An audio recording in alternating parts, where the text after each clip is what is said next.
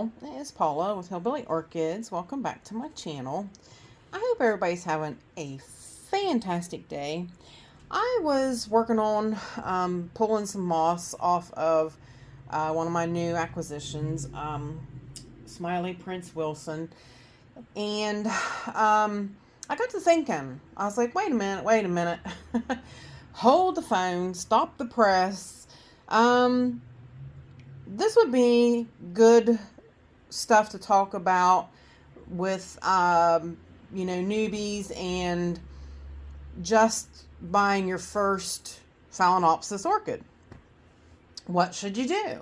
And I was like, sometimes you think about it and you're like, well, because I was sitting there thinking, I was like, I wasn't going to pick the moss off of this thing on camera because everybody's probably picked 100 of these off.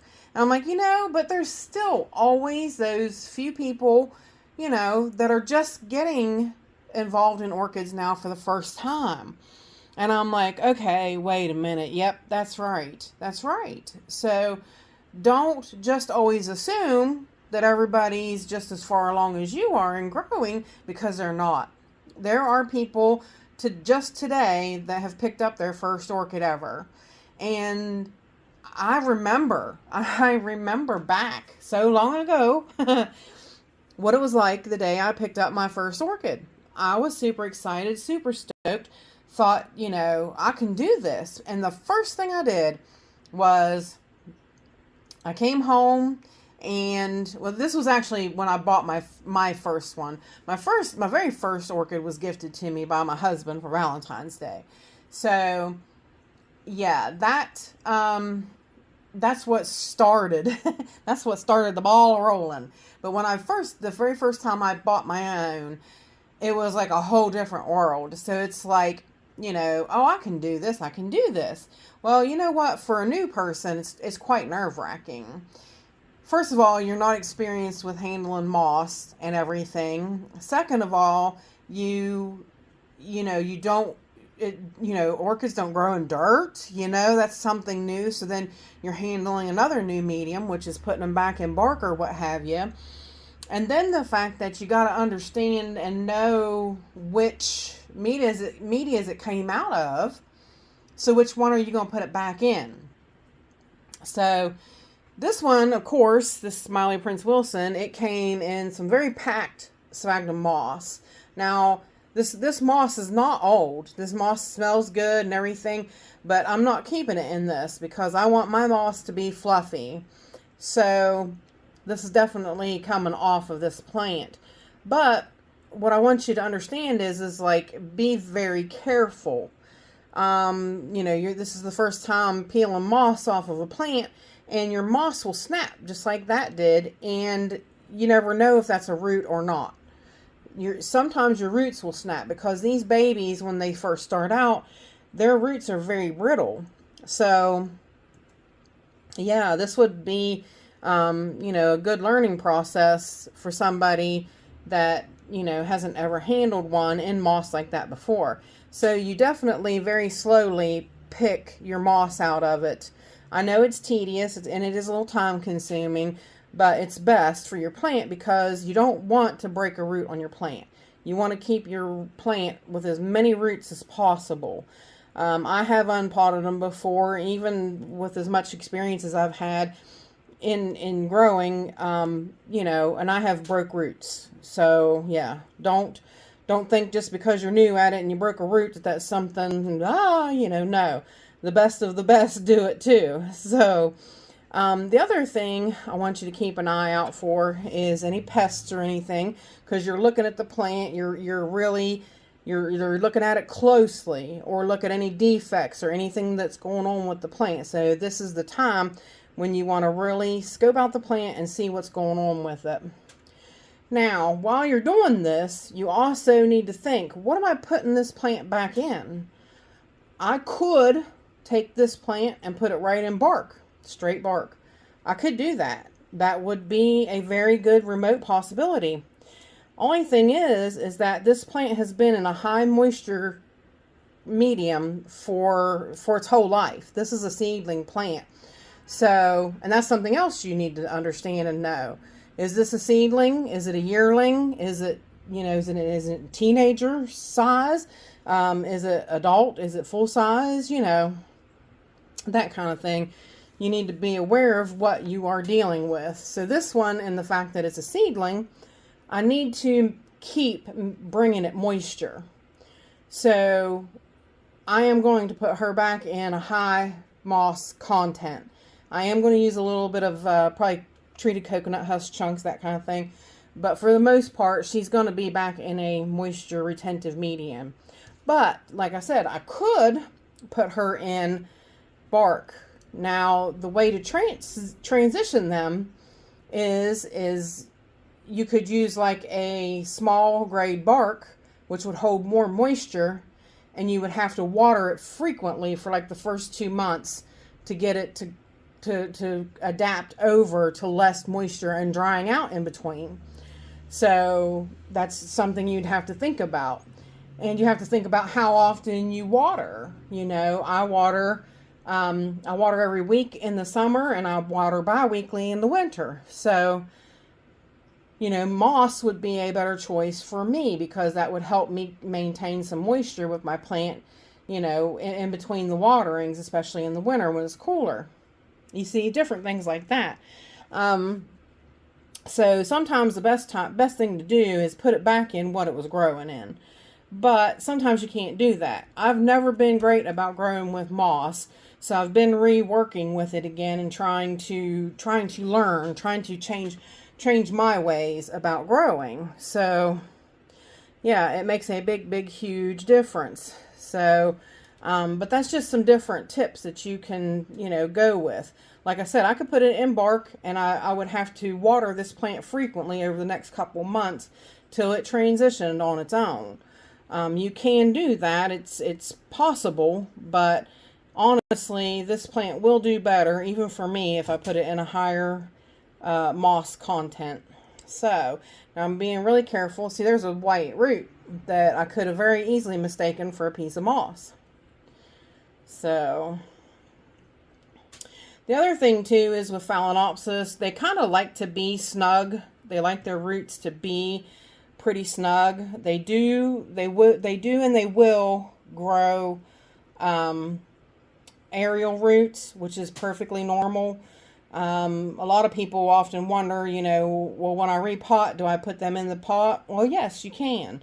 They have grown outside the pot. You can leave them outside the pot, but you can also transition them to grow in the pot once you repot, that kind of thing. But basically, this one was in a seedling cup, so what I'm going to do is I'm going to put it back into probably a cup. After I remove the moss and such, it probably will be too big for to go back in a seedling cup. So we will go with a 3-inch cup. So yeah, so that's what you do, is you sit down and you contemplate these things as you're going along and you know, picking the moss out of them.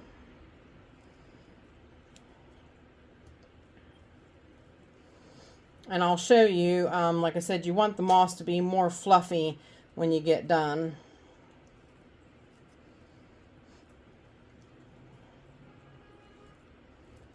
Everybody's driving by today beeping the horn.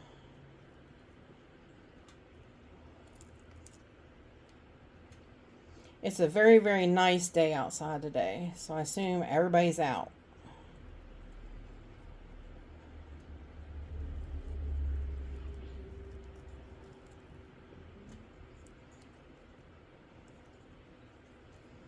All right, very nicely done, very nicely. She's got great roots. So what I'm going to do is I'm going to go now, I'm going to take her to the sink, and I'm going to rinse her roots off and get a 3-inch pot ready, and we'll pot her up. Be right back. This channel is sponsored by the Orchid Supply Store. It is literally your one-stop shop for anything and everything you could possibly need orchid related. And they even sell orchids. Use my name code Hillbilly in the code section for a 12% viewers discount. So go check them out, y'all. Alrighty, we are back. Now, I went ahead and took the moss off of her. Wasn't hard. Her moss was not stuck to the roots as bad as Smiley Prince Wilson's was. So, as you can see, quite a nice root system, really. For a seedling, this is amazing. This is awesome. So, I'm going to put her in this. This is a solo cup. I put holes in the bottom of. I think it will be better. I think it will be perfect. See, she fits right in it quite well. And, yeah, I think I'll go with that. Now, like I said, I'm going to add a little bit of oyster shell in the moss, just a little bit, so that and a little bit of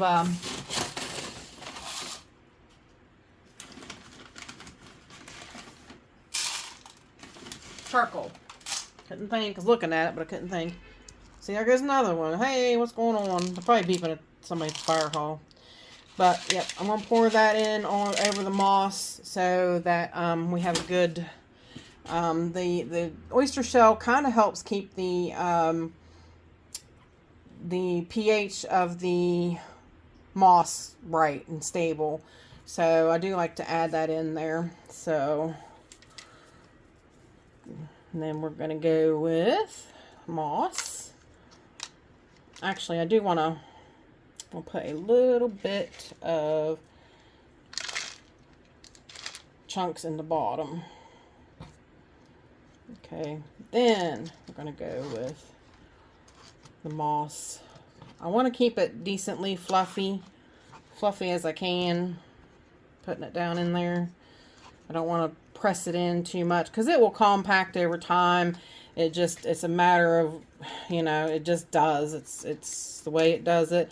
The water will compact it down, and there's not much else you can do with it at that point. Then you just have to unpot it and put it in more airy moss. Because that's what happened to the other before. That's why that happened. And I'm going to sprinkle a little bit of the charcoal and the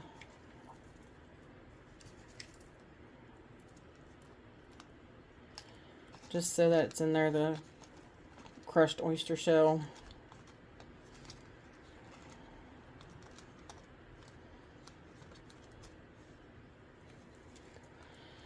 Yep, this is a new one to me. Like, I've been doing some of my phals with more moss like this. So, it's a little scary territory for me. But, you know, everything's worth a try, you know.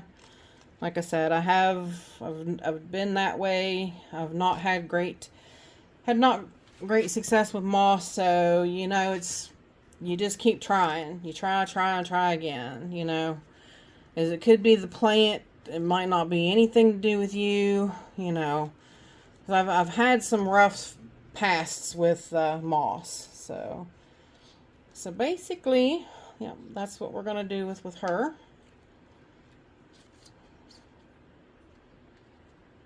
She should do quite well in that setup. All right, and we're gonna put the bigger one. We're gonna put it in this one. This is basically a 3-inch pot as well. Same thing, get a little bit of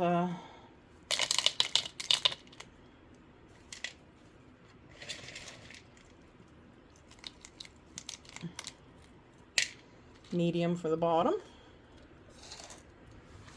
Yeah, this one, it's not got as dense of roots, but still should be pretty good.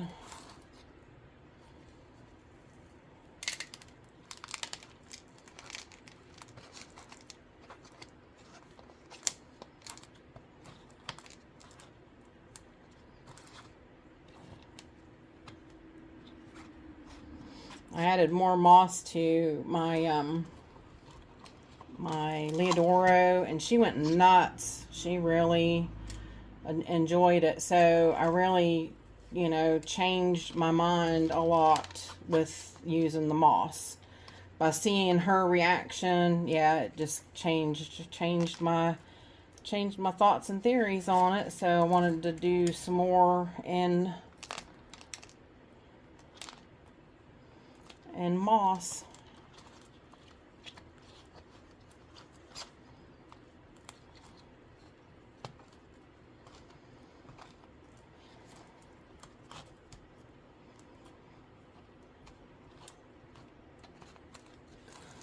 See, and like I said, had I changed these over to bark, all I would have had to done was just for the next couple months, add more water them real frequently, and you know, they would have transitioned. They will transition. It's not real difficult, but right now I'm putting them back in moss, so there shouldn't be much of a change to them at all. They should take off and continue to grow.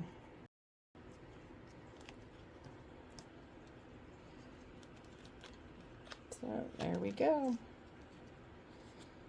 And that one is the Phalaenopsis. So there we go. All right. That's some newbie tips for everybody who's new to potting up orchids and getting orchids in moss and that kind of thing. So if you guys have any questions, please feel free to leave them in the comments. And with that said, I appreciate each and every one of you beautiful, wonderful people stopping by and hanging out with me. And bye for now, y'all, till we meet again.